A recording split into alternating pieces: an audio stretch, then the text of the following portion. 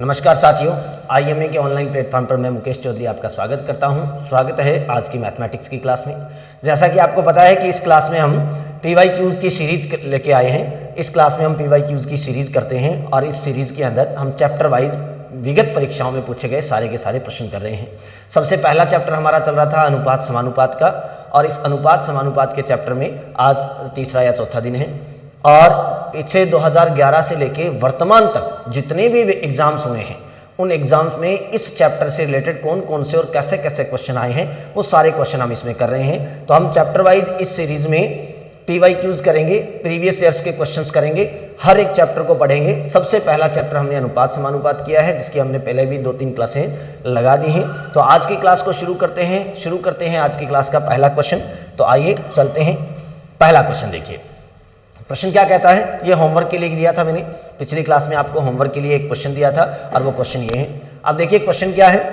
Question कह रहा है कि यदि m/n = 3:2, यानी m और n का अनुपात दे रखा है 3:2, तो आपको फाइंड क्या करना है, पता क्या करना है, 4m + 5n अनुपात 4m - 5n, इनका अनुपात पता करना है। और ऐसा का ऐसा क्वेश्चन हमने पिछली क्लास में किया था, बहुत अच्छे से किया था और होमवर्क दिया था मैंने आपको। उम्मीद करता हूं सभी विद्यार्थियों ने ये प्रश्न किया होगा। जिसने ये प्रश्न किया है फटाफट आंसर दीजिए। तो देखिए प्रश्न क्या कह रहा है। प्रश्न कह रहा है कि m और n का जो मान है वो 3 और 2 है। तो जहां जहां m लिखा हुआ है वहां वहां m की वैल्यू पुट कर दो, और जहां n लिखा हुआ है वहां n की वैल्यू पुट कर दीजिए।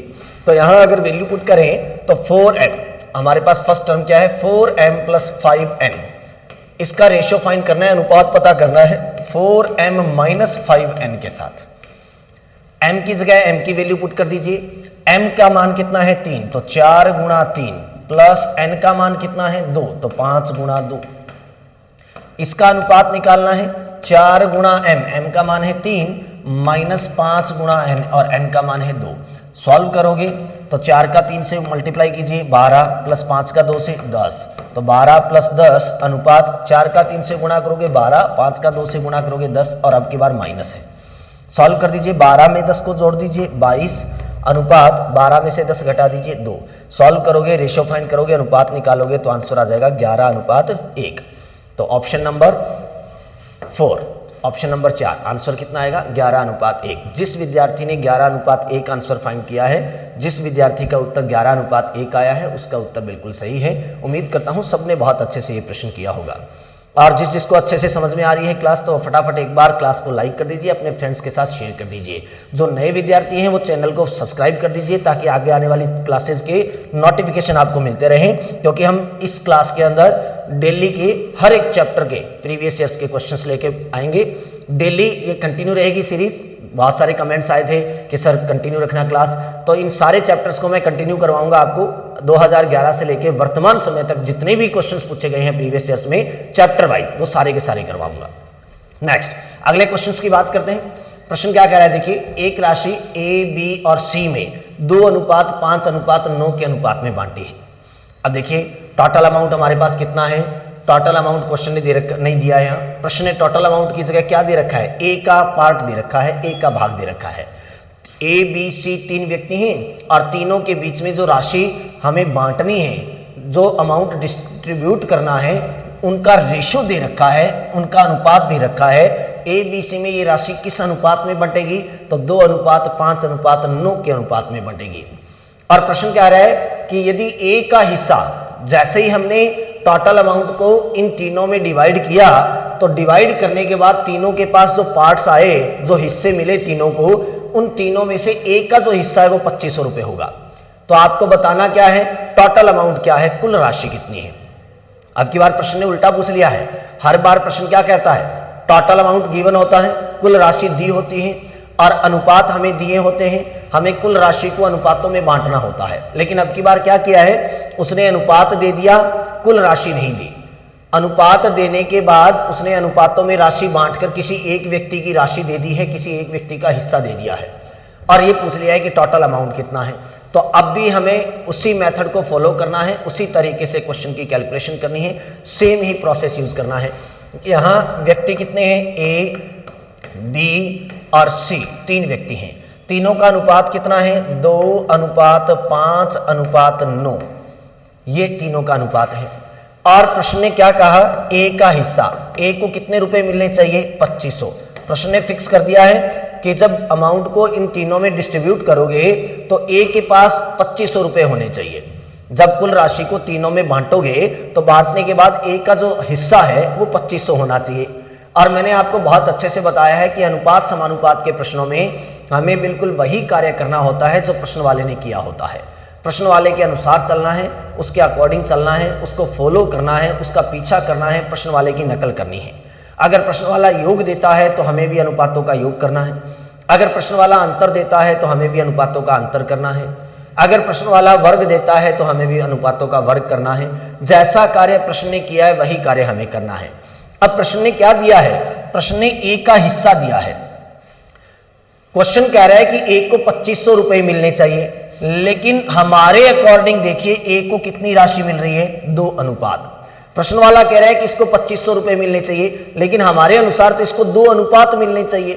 तो हमारे अनुसार 2 अनुपात मिल रहे हैं और प्रश्न वाला कह रहा है 2500 रुपए मिल रहे हैं। इसका मतलब हमारे 2 अनुपातों का मान कितना है, 2500 रुपए के बराबर है। तो एक अनुपात कितना हो जाएगा, 2500/2, और 2500 में 2 का भाग दोगे तो 1250 रुपए। एक अनुपात का मान आ गया 1250 रुपए। जैसे ही एक अनुपात का मान आ गया, अब इस एक अनुपात के मान को किसी से भी गुणा कर दो, उसी की वैल्यू आ जाएगी। जिस किसी का मान चाहिए, जिसकी भी वैल्यू चाहिए, उससे मल्टीप्लाई कर दो। अगर आपको चाहिए बी का हिस्सा, तो एक अनुपात का मान आपके पास है, बी के पास अनुपात है 5। एक अनुपात के मान को 5 से गुणा कर दो, बी का हिस्सा आ जाएगा। सी का हिस्सा चाहिए तो 1250 को 9 से मल्टीप्लाई कर दो, गुणा कर दो। लेकिन क्या उसने किसी का हिस्सा पूछा है क्या, नहीं। प्रश्न ने क्या फाइंड करने को है, टोटल अमाउंट, कुल राशि। तो हमें चाहिए कुल राशि, और अगर कुल राशि पता करनी है तो कुल राशि का मतलब टोटल अनुपात। तो कुल राशि के पास अनुपात कितने बन रहे हैं, 2 अनुपात तो ए के पास है, 5 अनुपात बी के पास है, 9 अनुपात सी के पास है। तो टोटल अमाउंट जो है, टोटल राशि जो है वो कितने अनुपातों के बराबर होनी चाहिए, तो सबका टोटल कर दो, सबको जोड़ दो, 5 और 2 7 और 9 16। तो कुल अनुपात हो रहे हैं 16। तो कुल राशि कितनी होनी चाहिए, 16 अनुपात होनी चाहिए। हमें कुल राशि चाहिए तो कुल राशियों का मान, कुल राशि का मान कितना, टोटल अमाउंट कितना होना चाहिए, 16 अनुपात। क्योंकि इन तीनों को जोड़ेंगे तो इन तीनों को जोड़ने पे कुल राशि मिल जाएगी। तीनों का अनुपात हमारे पास है तो हमने तीनों के अनुपात को जोड़ दिया। अब इन तीनों के पास कुल राशि 16 अनुपात है, लेकिन हमारे पास एक अनुपात का मान कितना है, 1250। अगर एक अनुपात का मान 1250 है तो 16 अनुपातों का मान कितना हो जाएगा, 16 से गुणा कर दीजिए, सॉल्व कर दो। 16 से गुणा करोगे तो 16 5 80, बच गए 8, 16 दूना 32 और 8 40, और बच गए 4, 16 एकम 16 और 4 20। ये लो आंसर आ गया 20,000। तो टोटल अमाउंट कितना था यहाँ पे, 20,000, 20,000 रुपये, ये कुल राशि थी। तो जैसा कार्य प्रश्न ने किया है वही कार्य हमें करना है। प्रश्न ने किसी एक का हिस्सा दे रखा है तो हमारे पास उसका अनुपात भी है। प्रश्न कह रहा है ए को 2500 रुपए मिलने चाहिए, लेकिन हमारे अनुसार ए को 2 अनुपात मिलने चाहिए। इसका मतलब 2 अनुपातों का मान 2500 के बराबर बता रहे हैं, तो एक अनुपात का मान 1250 है। अगर एक अनुपात का मान आ गया तो हमें कुल राशि चाहिए, कुल राशि चाहिए तो कुल अनुपातों से गुणा कर देंगे। तो कुल अनुपात कितने बने, 16। एक अनुपात का मान 1250 है तो 16 अनुपातों का मान कितना हो जाएगा, 20,000। तो option number B is the correct answer. दूसरा ऑप्शन इसका बिल्कुल सही है। उम्मीद करता हूं अच्छे से बात समझ में आ गई होगी, कर लोगे। नेक्स्ट अगला क्वेश्चन देखिए। अगले क्वेश्चन की अगर बात करें, नेक्स्ट प्रश्न क्या कह रहा है, 5 केले तथा 4 सेवों का मूल्य 3 केले तथा 7 सेवों के मूल्य के बराबर है। ध्यान से देखिए प्रश्न क्या कह रहा है, 5 केले तथा 4 सेवों का मूल्य 3 केले तथा 7 सेवों के मूल्य के बराबर है। तो 1 केले तथा 1 सेब के मूल्यों के बीच क्या अनुपात होगा। प्रश्न कह रहा है कि 5 तो बनाना है और 4 एप्पल है, इनका मूल्य जो है वो 3 बनाना और 7 एप्पल के इक्वल होना चाहिए, बराबर होना चाहिए। तो प्रश्न कह रहा है कि 1 बनाना और 1 एप्पल के बीच में रेशियो क्या रहेगा, अनुपात क्या रहेगा, ये आपको बताना है। तो बहुत ही सिंपल सी बात है। प्रश्न ने क्या कहा, 4 सेब हैं, तो 4 क्या है, एप्पल है, सेब हैं, तो मैं 4 एप्पल लिख देता हूं, प्लस 3 क्या है, केले हैं, तो 3 बनाना है। तो 4 एप्पल और 3 बनाना, इनका मूल्य जो है वो बराबर होना चाहिए, यानी इक्वल होना चाहिए। किसके, 3 केले यानी 3 बनाना और 7 सेब यानी 7 एप्पल। ये लो प्रश्न क्या रहा है, 4 एप्पल और 3 बनाना, इनका जो सम है वो 3 बनाना और 7 एप्पल के सम के इक्वल होना चाहिए। तो 4 केले और 3 सेबों का मूल्य, या 4 सेबों का और 3 केलों का मूल्य जो योग है वो 3 केले और 7 सेबों के मूल्य के योग के बराबर होना चाहिए। सॉल्व कर लो, यहाँ से ए वाली राशियों को यानी एप्पल को एक तरफ कर लो और बनाना को एक तरफ कर दीजिए। तो यहाँ बचा 4a, यहाँ से 7a इधर आएगा तो माइनस का 7a बराबर, यहाँ बच गया 3b और यहाँ से प्लस का 3b उधर जाएगा तो माइनस का 3b। शायद प्रश्न में प्रॉब्लम है क्योंकि यहाँ 5 केले हैं ना, पहले 5 केले हैं, मैंने गलत लिख दिया है, 5 केले हैं, 5 केले यानी 5 बनाना है और 4 सेब है, 4 एप्पल है, ये इक्वल है 3 केले यानी 3 बनाना है प्लस 7 एप्पल, 7 एप्पल। ये अब सॉल्व कर लो, ए को एक तरफ रख लो और बी को एक तरफ रख लो।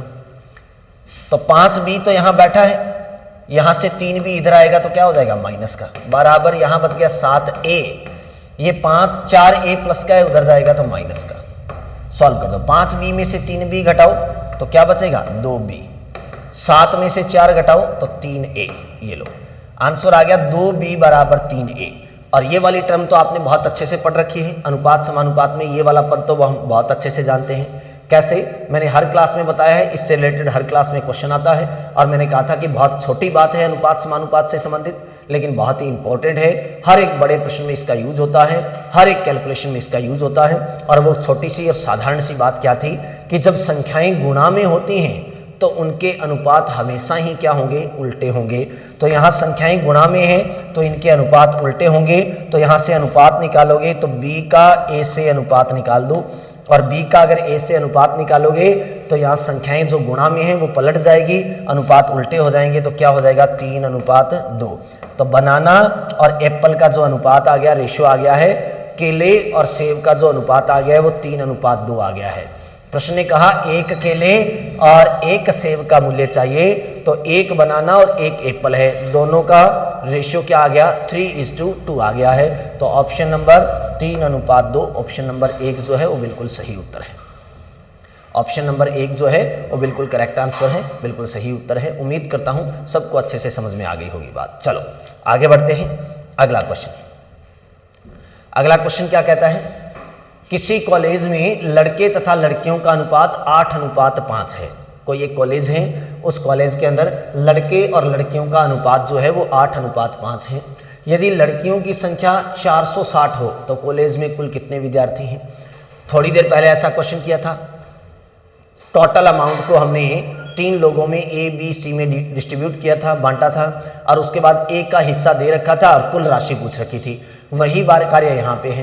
प्रश्न ने क्या कहा, एक कॉलेज है, इसमें लड़के और लड़कियों का अनुपात, तो लड़के यानी बॉयज और लड़कियां यानी गर्ल्स, बॉयज और गर्ल्स के बीच में जो रेशियो दे रखा है वो कितना दे रखा है 8:5 यानी 8:5। और प्रश्न वाला क्या कह रहा है, लड़कियों की संख्या यानी गर्ल्स जो है वो कितनी है, लड़कियों की संख्या प्रश्न ने दे रखी है 460, गर्ल्स कितनी दे रखी है 460। मैंने आपको बताया था कि जैसा कार्य प्रश्न ने किया है वही कार्य आपको करना है। अगर प्रश्न वाले ने योग किया है तो आपको अनुपातों का योग करना है, अंतर दिया है तो अंतर करना है, किसी की वैल्यू दी है तो उसका अनुपात देखना है। अब प्रश्न ने लड़कियों की वैल्यू बता रखी है, लड़कियां कितनी हैं 460। प्रश्न वाला कह रहा है कि लड़कियां 460 है, लेकिन हमारे अनुसार गर्ल्स कितनी है 5 है। हमारे अनुसार लड़कियों की संख्या कितनी है 5:, और प्रश्न वाला कह रहा है 460। इसका मतलब हमारे 5 अनुपातों का मान इनके 460 के बराबर है। तो एक अनुपात का मान कितना हो जाएगा 460/5। 460 में 5 का भाग दे दो, 5 ने 45, बच गया 1 और 5 दूनी 10, तो 92।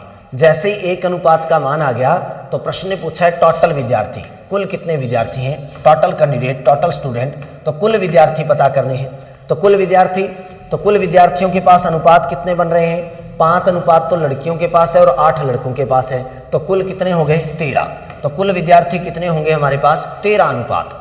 विद्यार्थियों की कुल संख्या दोनों का योग कर दो 13 अनुपात। अब 13 अनुपातों का मान चाहिए, तो एक अनुपात का मान कितना है 92, तो 13 अनुपातों का मान कितना हो जाएगा 92 से गुणा कर दो, 13 दूना 26, बच गए 2, 13 नीमा 117 और 2 119, तो 1196।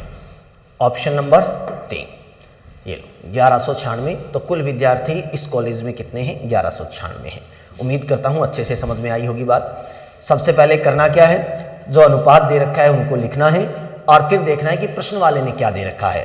तो प्रश्न वाले ने लड़कियों की संख्या बता रखी है हमें, और हमारे पास लड़कियों की संख्या कितनी है 5 अनुपात। प्रश्न वाला कितनी बता रहे हैं 460। इसका मतलब 5 अनुपातों का मान 460 के बराबर है, तो एक अनुपात का मान 92 हो जाएगा। जैसे ही एक अनुपात का मान आ गया तो हमें चाहिए कुल संख्या, तो कुल अनुपातों से गुणा कर दो। तो टोटल रेशियो कितने बन रहे हैं 13, कुल अनुपात 13 है, एक का मान 92 है, तो 13 का मान कितना हो जाएगा 1196।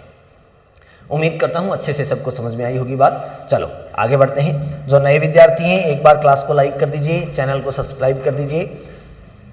आगे बढ़ते हैं, अगला प्रश्न देखिए क्या कहता है। नेक्स्ट क्वेश्चन क्या कहता है अगला प्रश्न, कोई धन ए बी और सी में क्रमशः 2:5:9 के अनुपात में बांटा गया।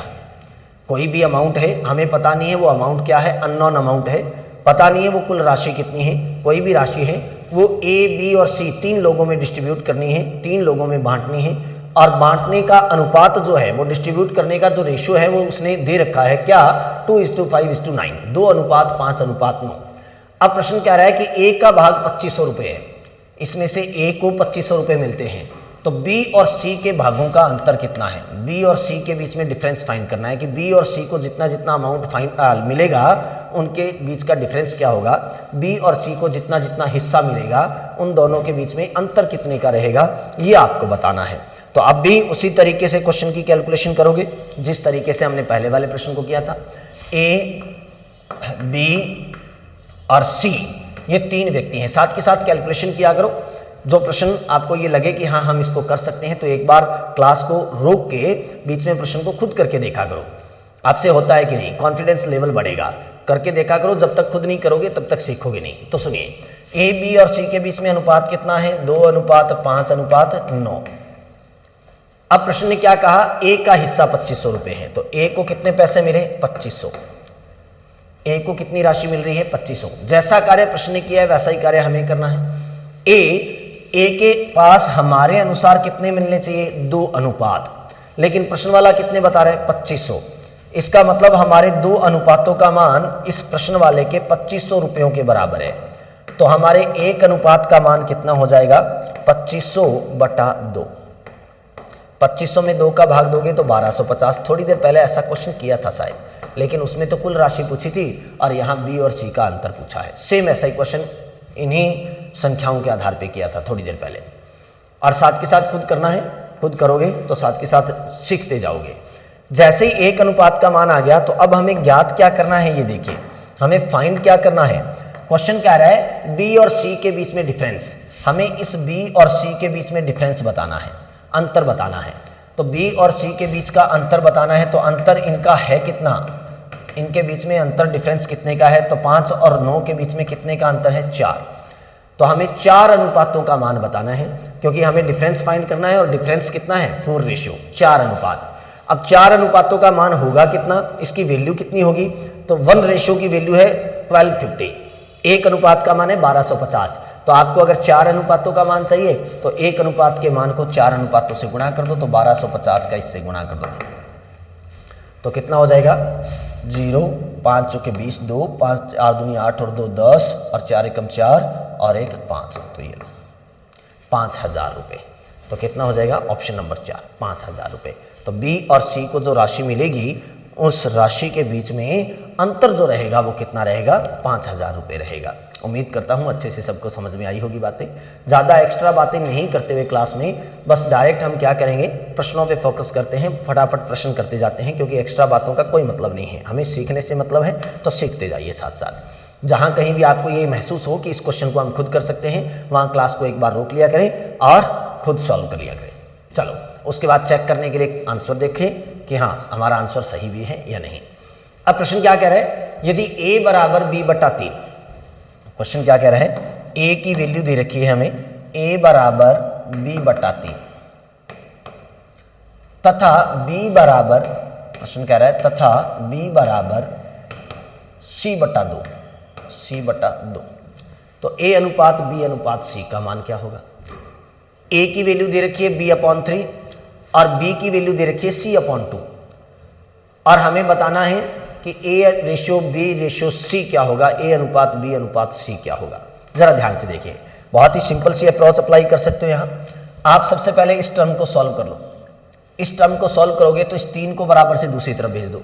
ये 3 बराबर से दूसरी तरफ जाएगा तो किसके साथ गुणा हो जाएगा? a के साथ, क्योंकि जो भी अमाउंट डिवाइड में होता है वो इक्वल के दूसरी साइड जाएगा तो मल्टीप्लाई में चला जाएगा। जो भी संख्या भाग में होती है वो दूसरी तरफ जाते ही गुणा हो जाती है। तो 3 का a से गुणा हो जाएगा तो 3a बराबर b। यहाँ क्या बचा? सिर्फ b, तो 3a बराबर b। अब देखिए इस b के साथ में कुछ नहीं लगा हुआ है, तो इसका मतलब यहाँ पे क्या है? 1 लगा हुआ है। किसी भी संख्या का 1 से गुणा करो कोई फर्क नहीं पड़ता है, और 1 को गुणा में लिखें या न लिखें कोई इफेक्ट नहीं पड़ता है। तो यहाँ 3a बराबर 1b है। कितने b हैं? 1b है। और इस टर्म को आप बहुत अच्छे से जानते हो। क्या यहाँ से a अनुपात b निकाल सकते हो क्या? बिल्कुल निकाल सकते हैं। कैसे? क्योंकि हम जानते हैं कि जब संख्याएं गुणा में होती हैं तो वो उनके अनुपात उल्टे हो जाते हैं। अब b के गुणा में कुछ नहीं है तो इसका मतलब 1 है, तो b वाली संख्या इधर चली जाएगी, और a के गुणा में 3 है तो ये इधर चली जाएगी। तो a और b का अनुपात कितना आ गया? 1:3। इसी प्रकार से इसको सॉल्व कर लो। 2 को बराबर से इधर भेजोगे तो 2b और बराबर c के गुणा में कुछ नहीं है तो इसका मतलब 1 है। तो यहाँ से b अनुपात c निकाल सकते हो, बिल्कुल निकाल सकते हैं। c के गुणा में 1 है वो b की तरफ लिख दो, और b के गुणा में 2 है वो c की तरफ लिख दो। तो b अनुपात c कितना आ गया? 1:2 आ गया। जैसे ही ab और bc का अलग अलग अनुपात आ गया, अब हमें क्या चाहिए? a b c का इकट्ठा मान चाहिए। तो a b और c का एकल अनुपात ज्ञात कर दो। हमें a b और c का एकल अनुपात चाहिए, सिंगल रेशियो में कन्वर्ट करना है इनको। और बहुत अच्छे से सिखाया है कि अगर टुकड़ों में अनुपात आपके पास आ जाए तो उसको एकल अनुपात में कैसे व्यवस्थित करते हैं, सिंगल रेशियो में कैसे कन्वर्ट करते हैं। ए बी के नीचे ए बी का मान रखिए 1:3, बी सी के नीचे बी सी का मान रखिए 1:2, और रिक्त स्थानों की पूर्ति करते हुए फिल इन द ब्लैंक्स। किसी भी संख्या के आगे और पीछे का स्थान खाली है तो उसी को रिपीट कर दो, उसी का पुनर्वर्ण कर दो। 3 के आगे का स्थान खाली है 3 भर दीजिए, 1 के पास का स्थान खाली है 1 भर दो, इनका मल्टीप्लाई कर दो। 1 का 1 से गुणा करोगे 1, 1 का 3 से गुणा करोगे 3, और 3 का 2 से गुणा करोगे 6। तो a अनुपात b अनुपात c कितना आ गया? 1:3:6 आ गया। तो a b c का जो अनुपात रहेगा वो 1, 3 और 6 रहेगा। तो 1:3:6 ऑप्शन नंबर 1 बिल्कुल सही उत्तर है आपका। तो यहाँ a अनुपात b अनुपात c 1:3:6। उम्मीद करता हूँ बहुत अच्छे से सबको समझ में आई होगी बात। चलो आगे बढ़ते हैं। अगला क्वेश्चन देखिए क्या कहता है। नेक्स्ट क्वेश्चन, 7:13 के प्रत्येक पद में क्या जोड़ा जाए कि नई संख्याएं 2:3 के अनुपात में हो जाए। ऐसा क्वेश्चन हमने कल की क्लास में भी किया था, अगर आपको ध्यान में हो तो। प्रश्न कह रहा है 7:13 के प्रत्येक पद में क्या जोड़ा जाए कि नई संख्याएं 2:3 के अनुपात में हो जाए। और इस प्रश्न के मैंने 2 अप्रोच बताई थी आपको, 2 तरीके बताए थे, 2 मेथड बताए थे। मैंने कहा था दोनों में से जो अच्छा लगे वो यूज कर लेना। पहला तरीका क्या है? जो अनुपात दे रखे हैं वो क्या है? 7 और 13। तो ये है 7 और 13। प्रश्न ने कहा कि इन दोनों के प्रत्येक पद में क्या जोड़ें। हमें नहीं पता कि क्या जोड़ना है, लेकिन जो भी जोड़ना है एक जैसी संख्या जोड़नी है। तो सपोज कर लेते हैं, मान लेते हैं कि इन दोनों में x जोड़ दिया जाए। 7 में भी x जोड़ दें और 13 में भी x जोड़ दें। अगर दोनों में x जोड़ दिया जाए तो प्रश्न कह रहा है अब इनका अनुपात निकालो। तो ये लो इनका अनुपात निकाल देते हैं। तो प्रश्न कह रहा है कि ये 2:3 के बराबर होना चाहिए, तो इनका अनुपात 2:3 होना चाहिए। समानुपात का रूल लागू कर दो, प्रोपोर्शन का रूल अप्लाई कर दो। यहाँ प्रोपोर्शन का रूल क्या कहता है? मिडल टर्म्स का मल्टीप्लाई और आउटर टर्म्स का मल्टीप्लाई दोनों क्या होते हैं? इक्वल होते हैं। मध्य पदों का गुणा और बाह्य पदों का गुणा बराबर होना चाहिए।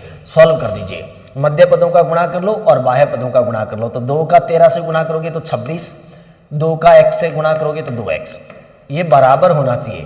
3 का 7 से गुणा करोगे तो 21, और 3 का x से गुणा करोगे तो 3x। सॉल्व कर लो। 26 को यहीं बैठा रहने दीजिए, ये प्लस का 21 इधर आएगा तो माइनस का, बराबर यहाँ बच गया 3x, और ये प्लस का 2 उधर जाएगा तो माइनस का 2x। 26 में से 21 घटाओ 5, और 3x में से 2x घटाओ x, तो x का मान आ गया 5। x हमने क्या माना था? प्रत्येक पद में जोड़ी जाने वाली संख्या। तो हमने प्रत्येक पद में क्या जोड़ा? ईच टर्म में हमने क्या ऐड किया? x, और x की वैल्यू कितनी है? 5।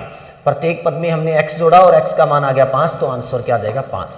प्रत्येक पद में कम से कम क्या जोड़ें कि ये संख्या 2:3 बन जाए, तो यहाँ उत्तर कितना आ जाएगा? 5 आ जाएगा। तो प्रत्येक पद में अगर 5 जोड़ें तो यहाँ आंसर जो है वो 2:3 आ जाएगा। इसका मैंने एक और तरीका बताया था, मैंने कहा था कि अगर आप यहाँ ऑप्शन मेथड का यूज करना चाहते हो तो भी कर सकते हो। और ऑप्शन मेथड का यूज कैसे करेंगे सुनिए, आप बारी बारी से एक एक करके एक एक ऑप्शन उठा लीजिए। ऐसा ऑप्शन जो प्रश्न की सारी शर्तें पूरी करे वही आपका सही उत्तर होगा। आप 1 बाय 1 एक एक ऑप्शन को उठाइए, और ऐसा ऑप्शन जो क्वेश्चन की सारी कंडीशन कंप्लीट करता है, क्वेश्चन को सेटिस्फाई करता है, वो आपका करेक्ट आंसर होगा। अब क्वेश्चन क्या है कि 7:13, हमारे पास ये 2 नंबर है, 2 संख्याएं हैं, इसमें क्या जोड़ें? तो पहला ऑप्शन जोड़ के देख लो, ऐड करके देख लो। अगर प्रत्येक पद में एक एक जोड़ दें तो इसमें भी 1 जोड़ दो, इसमें भी 1 जोड़ दो, तो ये बन गया 8 और ये बन गया 14। अब इनका अनुपात निकालो। तो प्रश्न कह रहा है कि अगर अनुपात निकालोगे तो 2:3 बनना चाहिए। चेक करो, 2 से काटो, 4 दूनी 8 और 7 दूनी 14, यहाँ तो 4:7 बन गया, लेकिन हमें बनाना कितना था? 2:3। इसका मतलब ये गलत है। दूसरा ऑप्शन उठाओ, प्रत्येक पद में 2 जोड़ के देखो। अगर प्रत्येक पद में 2 जोड़ें तो क्या ये संख्याएं 2:3 बन रही है क्या? तो इसमें भी 2 जोड़ दो और इसमें भी 2 जोड़ दो। 7 में 2 जोड़ोगे 9, 13 में 2 जोड़ोगे 15। अब इनका अनुपात निकाल के देखो, क्या 2:3 बनेगा क्या? तो अगर 3 से काटें तो ये 3 3 9, और 3 से काटें तो 5 3 15। अनुपात क्या बना? 3:5। लेकिन हमें बनाना क्या था? 2:3। क्या बन पाया क्या? नहीं, तो ये भी गलत है। तीसरा ऑप्शन उठाओ, प्रत्येक पद में 3 3 जोड़ के देखिए। प्रत्येक पद में यहाँ 3 3 जोड़ के देख लो, और अगर प्रत्येक पद में 3 जोड़ना है तो इसमें भी 3 ऐड कर दो और इसमें भी 3 ऐड कर दो। इसमें 3 जोड़ोगे तो 10, इसमें 3 जोड़ोगे तो 16। अब प्रश्न कह रहा है इनका अनुपात निकालो, हमने अनुपात निकाला। 2 से काटो 5 दूनी 10, 2 से काटो 8 दूनी 16, क्या बना? 5:8। क्या 2:3 बन पाया क्या? नहीं बन पाया, तो ये भी गलत है। ऑप्शन नंबर 4 उठाओ, प्रत्येक पद में 5 जोड़ के देखिए। अगर प्रत्येक पद में हम 5 जोड़ दें तो आप 7 में भी 5 जोड़ दो और 13 में भी 5 जोड़ दो, तो इसमें भी 5 जोड़िए और इसमें भी 5 जोड़िए। 7 में 5 जोड़ोगे तो 12 और 13 में 5 जोड़ोगे तो 18। दोनों का अनुपात निकाल के देखो, 6 से काटो, 6 दूनी 12 और 6 3 18, क्या बन गया? 2:3। हमें बनाना भी क्या था? 2:3। क्या बन रहा है क्या? बिल्कुल बन रहा है। तो सही उत्तर कौन सा हो जाएगा? Option number 4। सही उत्तर क्या हो जाएगा? Option number 4। एक और अप्रोच भी बताई थी इसकी, एक और तरीका भी बताया था, और एक और तरीका क्या बताया था? देखिए, तीसरी अप्रोच, प्रश्न का 7:13 है और इसको बनाना क्या है? 2:3। इसको क्या बनाना है? 2:3। और प्रश्न कह रहा है कि इसमें क्या जोड़ें कि ये 2:3 बन जाए। तो सबसे पहले आप क्या करोगे? आप इनका क्रॉस मल्टीप्लाई करोगे, तिरछा गुणा करोगे। क्रॉस मल्टीप्लाई करो, 7 या 21 और 13 दूना 26। जो भी क्रॉस मल्टीप्लाई करोगे, तिरछा गुणा करोगे, तो तिरछा गुणा करके घटाना है, अंतर निकालना है। तो क्रॉस मल्टीप्लाई का डिफरेंस फाइंड करना है, वज्र गुणा का अंतर पता करना है। तो क्रॉस मल्टीप्लाई का डिफरेंस कितना रहे? 5। अपॉन में क्या करोगे? बटा में क्या करोगे? नीचे वाले इस अनुपात का अंतर लिख दोगे। सेकंड रेशियो जो है उसका डिफरेंस निकलोगे। तो नीचे वाले अनुपात का अंतर 2 और 3 का अंतर कितना है? 1। तो 5 में 1 का भाग दोगे तो उत्तर कितना आ जाएगा? 5। आप थर्ड अप्रोच ये भी अप्लाई कर सकते हो।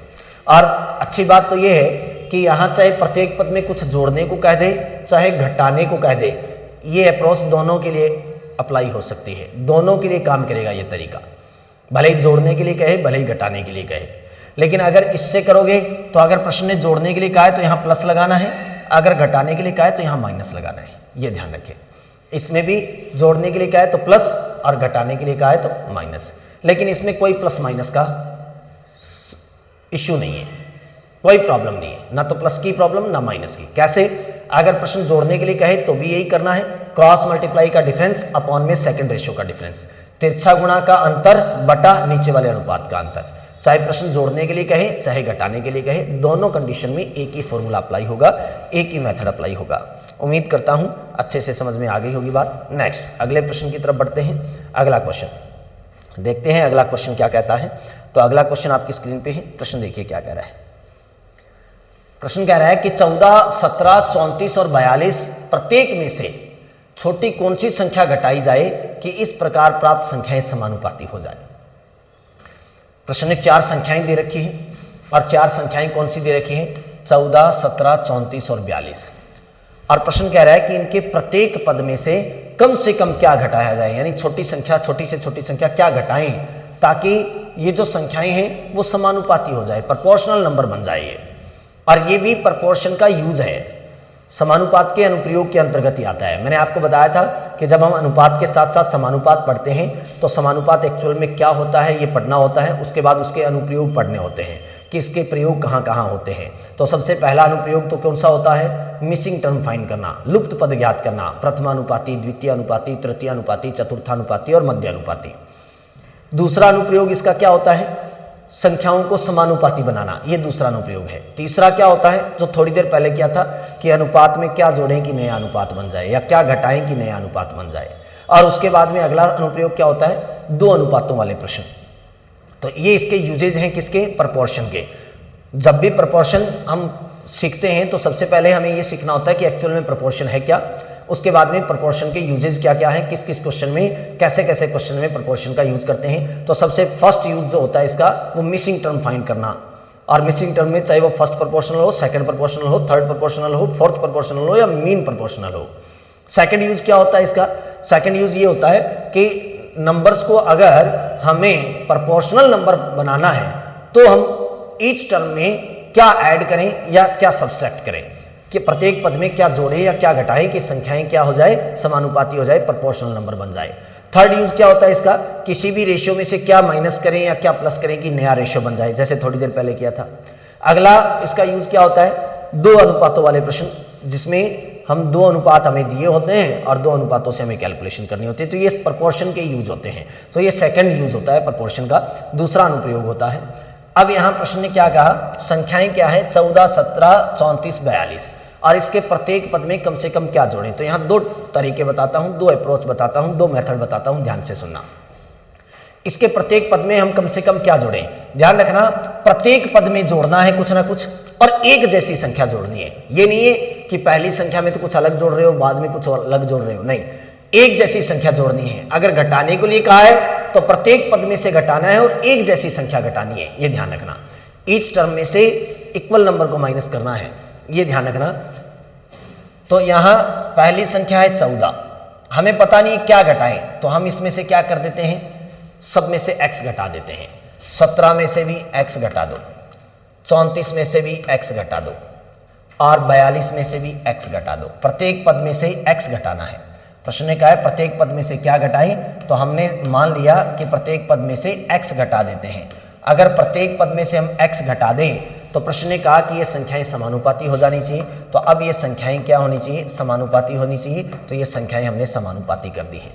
अब अगर संख्याएं समानुपाती हो गई हैं तो इन पे समानुपात का रूल काम करना चाहिए। जैसे जैसे प्रश्न ने कहा है हमने वैसे वैसे किया। प्रश्न ने कहा प्रत्येक पद में से क्या घटाएं, तो हमने प्रत्येक में से x को माइनस कर दिया, क्योंकि एक जैसी संख्या माइनस करनी है। प्रश्न ने कहा कि ये संख्याएं समानुपाती हो जानी चाहिए, तो हमने इनको प्रोपोर्शन में लिख दिया है। अब अगर ये प्रोपोर्शनल नंबर बन गए हैं, अगर ये संख्याएं समानुपाती हो गई है तो इन पे प्रोपोर्शन का रूल अप्लाई होना चाहिए, इन पे समानुपात का नियम लागू होना चाहिए। और समानुपात का नियम कहता है कि मध्य पदों का गुणा बराबर बाह्य पदों का गुणा। इनका आपस में मल्टीप्लाई कर दो।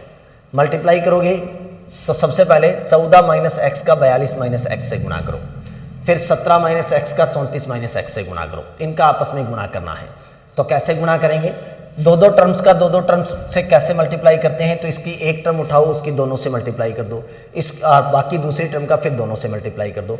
तो कैसे करेंगे देखिए, सबसे पहले 14 का 42 से गुणा कर दो, फिर 14 का x से गुणा कर देना, फिर x का 42 से गुणा कर देना, x का x से गुणा कर देना।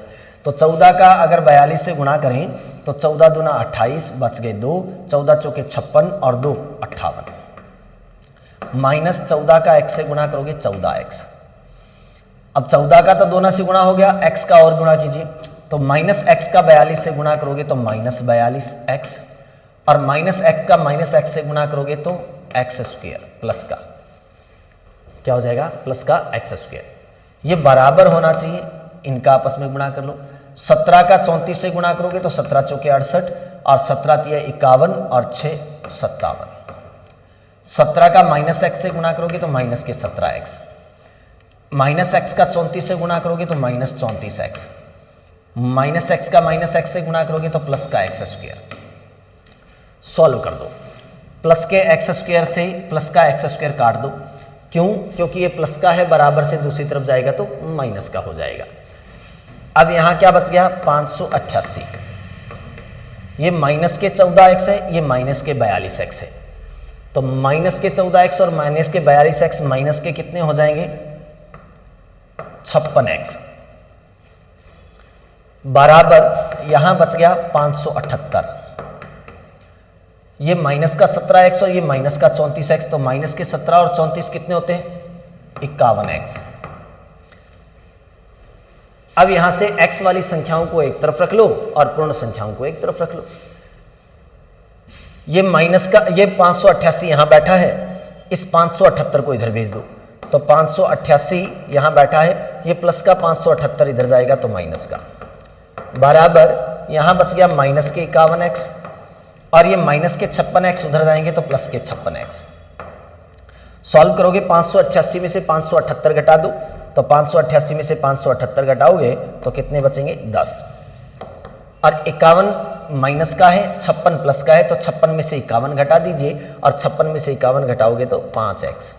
5x का मान 10 है, तो x का मान कितना हो जाएगा, 5 गुना में इधर आएगा तो 10 के भाग में, और 10 में 5 का भाग दोगे तो x का मान 2 आ गया।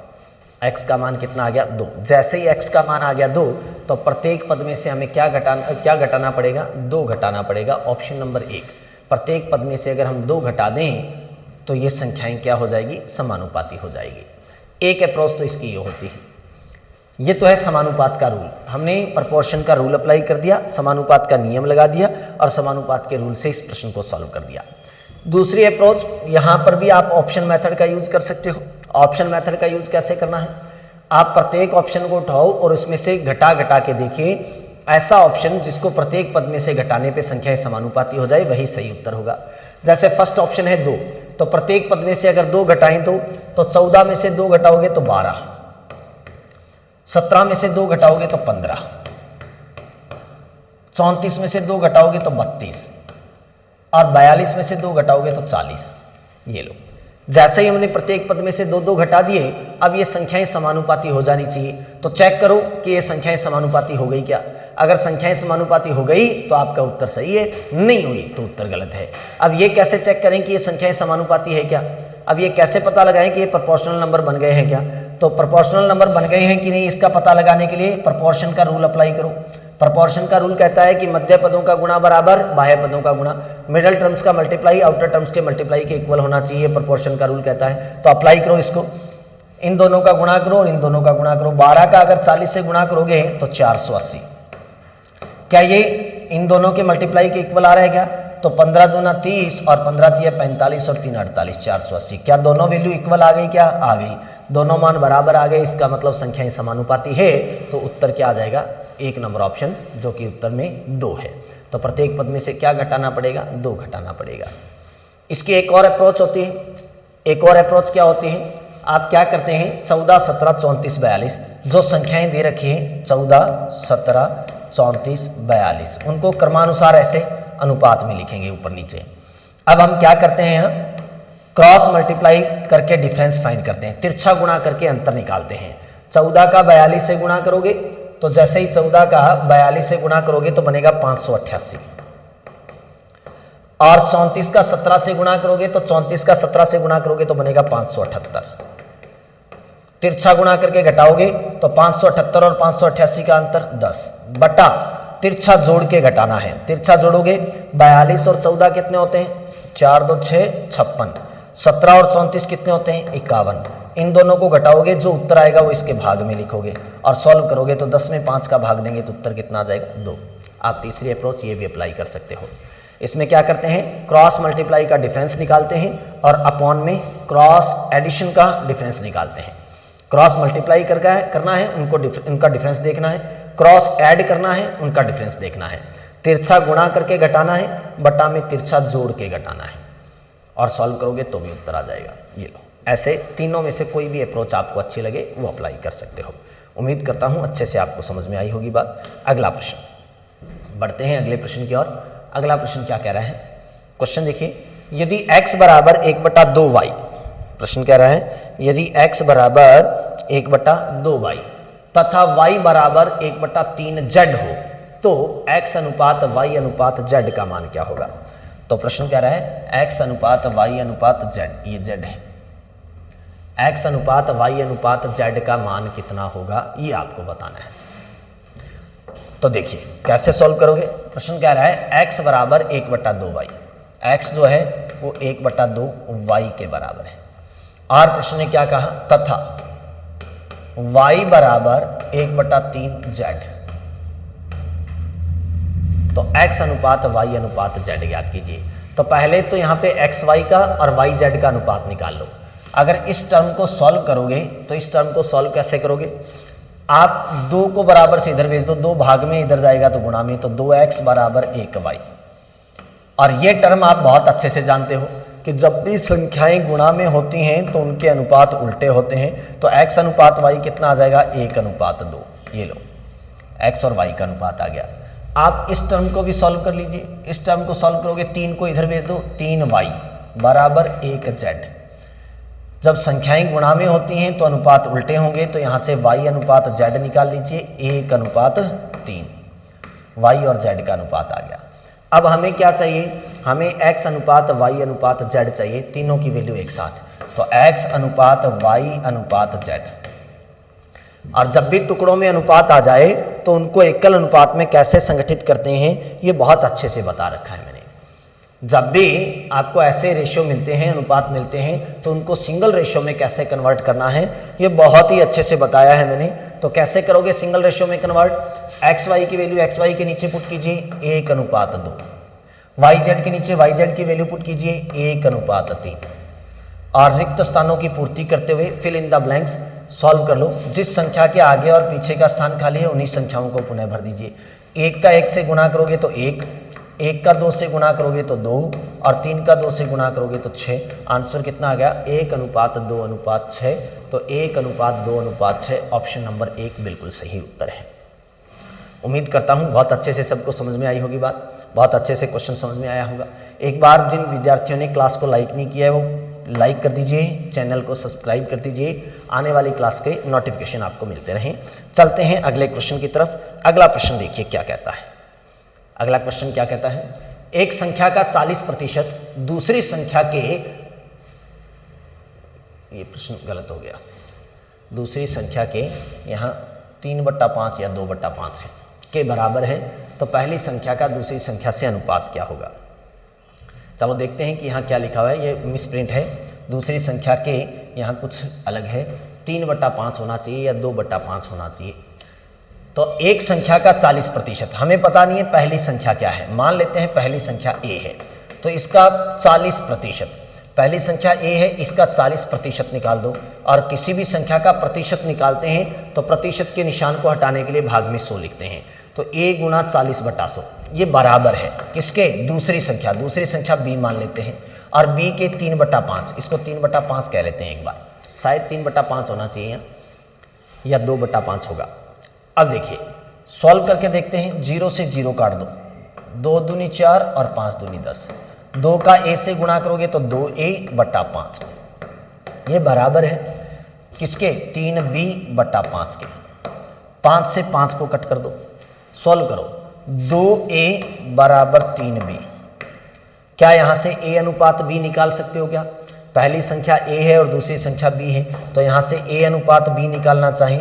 तो हम कह सकते हैं कि जब संख्याएं गुणा में होती हैं तो उनके अनुपात उल्टे होते हैं। तो a अनुपात b कितना आ जाएगा, 3/2। क्या यहाँ ऑप्शन में है क्या, 3/2, ऑप्शन नंबर 2 ये आपका सही आंसर है। तो यहाँ जो लिखा हुआ है वो कुछ इस प्रकार से है, मैं बता देता हूँ, यहाँ मिसप्रिंट है ये, और मिस प्रिंट में यहाँ क्या लिखना है आपको 3/5 लिखना है। मिस प्रिंट में यहाँ 3/5 है, ये 3/5 है, ठीक है, 3/5 के बराबर है। ये मिस प्रिंट हुआ था तो 3/5 लिख देना और 3/5 करके करोगे तो इसका आंसर आ जाएगा और आंसर क्या आ जाएगा आपके पास A/B का अनुपात 3/2। ये आपका प्रश्न है। चलो अगले प्रश्न की तरफ बढ़ते हैं। अगला प्रश्न क्या कहता है, ध्यान से देखिए। किसी व्यक्ति के खर्च और बचत का अनुपात 26/3 है। एक व्यक्ति है और इसका खर्च और बचत दोनों दे रखे हैं।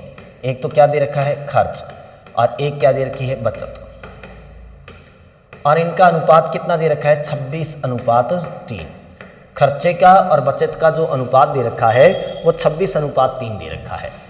और प्रश्न कह रहा है कि यदि उसकी मासिक आय 7250 रुपये हो, आय दे रखी है यानी इनकम दे रखी है कितनी 7250। अब मुझे एक बात बताइए कि ये आय होती क्या है, इनकम क्या होती है। इनकम क्या होती है, खर्चे और बचत का योग ही तो होता है। किसका सम होता है, एक्सपेंडिचर का और सेविंग का। कैसे, सपोज कीजिए कि मैं 100 रुपये कमाता हूं, मेरी इनकम कितनी 100 रुपये, और मैं इस 100 रुपये में से 40 रुपये रास्ते में खर्च कर जाता हूं, तो मैं घर पे कितने लेके जाऊंगा 60, क्योंकि मैंने कमाए 100 रुपये हैं और इन 100 में से मैं रास्ते में कितने खर्चे कर गया 40 रुपये। अगर मैं 40 रुपये खर्चा कर गया तो इसका मतलब मैं घर पे कितने लेके जाऊंगा 60। अब ये मेरा खर्चा है, ये मेरी बचत है, ये एक्सपेंडिचर है और ये सेविंग है। और एक्सपेंडिचर और सेविंग का अगर मैं सम कर दूं, अगर मैं खर्चे का और बचत का योग कर दूं, तो इन दोनों का योग किसके बराबर होगा, आय के बराबर होगा, इनकम के बराबर होगा। तो प्रश्न वाले ने आय दे रखी है, इसका मतलब खर्चे और बचत का योग दे रखा है। प्रश्न कह रहा है कि खर्चे और बचत का योग 7250 है, लेकिन हमारे अनुसार खर्चे और बचत का योग कितना होना चाहिए। मैंने आपको बताया था कि अनुपात समानुपात के प्रश्नों में बिल्कुल वही कार्य हमें करना होता है जो प्रश्न वाले ने किया होता है। अगर प्रश्न वाले ने योग दिया है तो हमें भी योग देना है। अब उसने न चाहते हुए भी खर्चे और बचत का योग दे रखा है, क्यों, सम दे रखा है, क्यों, क्योंकि उसने टोटल इनकम बता रखी है, आय बता रखी है, और आय क्या होती है, खर्चे और बचत का योग ही तो होती है। तो प्रश्न कह रहा है कि इनकी आय 7250 होनी चाहिए, लेकिन हमारे अनुसार इनकी आय कितनी हो रही है 29 रेशियो। इसका मतलब हमारे 29 अनुपातों का मान इनके 7250 रुपयों के बराबर है। तो एक अनुपात का मान कितना हो जाएगा 7250/29, 29। 5 × 45, 4, 5 दूनी 10 और 4 15 निमा 135, 13 15 दूना 30 नहीं 25 निमा 250, 225, 25 निमा 225 बच गए 22, 25 दूना 50 और 22, ठीक है 25 पे कट जाएगा ये 250। 25 निमा 225, 22, 25 दूना 50 और 22 72, तो 25 पे कट गया, तो एक अनुपात का मान आ गया 250 रुपये। और जैसे ही एक अनुपात का मान आ गया तो प्रश्न ने क्या पूछा है, बचत पूछी है। हमें बताना है बचत कितनी है, और अगर बचत पता करना है तो बचत के पास अनुपात कितने हैं, तो बचत के पास अनुपात है 3। एक अनुपात का मान है 250 रुपये, तो 3 अनुपातों का मान कितना हो जाएगा 750 रुपये, 25 या 75, ये लो 750 रुपये। तो इस व्यक्ति की बचत कितनी है, ऑप्शन नंबर 3 750 रुपये। उम्मीद करता हूँ अच्छे से समझ में आई होगी बात। अच्छे से अगर समझ में आ रहे हैं प्रश्न तो एक बार क्लास को लाइक कर दीजिए, जिन लोगों ने लाइक नहीं किया, और चैनल को सब्सक्राइब कर दें। तो उम्मीद करता हूँ सारी क्लास बहुत अच्छे से समझ में आई होगी, और आप कमेंट करते रहिए। जो भी कोई डाउट हो तो वो कमेंट करके पूछ लीजिए, हम ज़रूर आपका डाउट क्लियर करेंगे, आपको उत्तर देंगे। आपके जो भी कमेंट्स आते हैं हम जरूर डेली देखते हैं और उनके उत्तर भी देते हैं, रिप्लाई भी करते हैं। तो अगर क्लास अच्छी लगी है तो चैनल को सब्सक्राइब कीजिए और वीडियोस को लाइक कर दीजिए। आगे भी इसी प्रकार इसी क्रम को हम बढ़ाते रहेंगे, टॉपिक वाइज। जब अब तक के जितने भी कंपटीशन एग्जाम हुए हैं और जो जो क्वेश्चन पूछे गए वो सारे के सारे क्वेश्चंस मैं आपको करवाऊंगा। तो उम्मीद करता हूँ बहुत अच्छे से समझ में आ रही है सबको क्लासें। तो मिलते हैं अगली क्लास में, आज के लिए इतना ही, तब तक के धन्यवाद। जय हिंद, जय भारत।